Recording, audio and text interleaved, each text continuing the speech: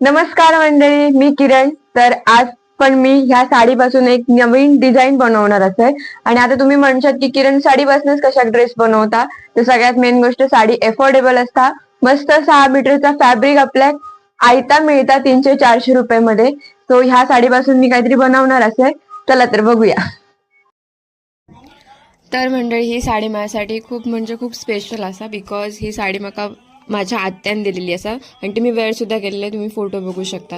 आता तुम्ही म्हणतालात की किरण तू पाया कशा पडतंय, बिकॉज मी पाया पडतंय कारण की ज्या गोष्टीमुळे माझ्या घरात लक्ष्मी येतात त्या गोष्टींचं मी खूप रिस्पेक्ट करते आणि ज्या कामामुळे माझ्या घरात पैसा येतात, माझा घर चालतं असा, ती गोष्ट माझ्यासाठी खूप रिस्पेक्टफुल असा. सो मी माझ्या सगळ्या इन्स्ट्रुमेंट्सच्या पायास पडते. आणि खूप लोक असं म्हणतात माका की किरण तू 3 वर्ष एवढं स्ट्रगल करून तू टेलरिंग शिका गेलंय काय, तर ॲक्च्युली असं नाही. असं ज्यांनी फॅशन डिझायनिंग केलं त्यांकाच या 3-4 वर्षांची किंमत माहीत असतं की किती काय काय करूचं लागतं.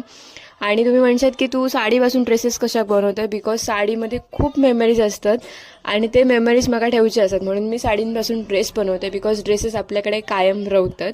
सो जर तुमका ह्या ड्रेसचं फायनल लुक बघूच असलो तर मला नक्की फॉलो करा. बाय.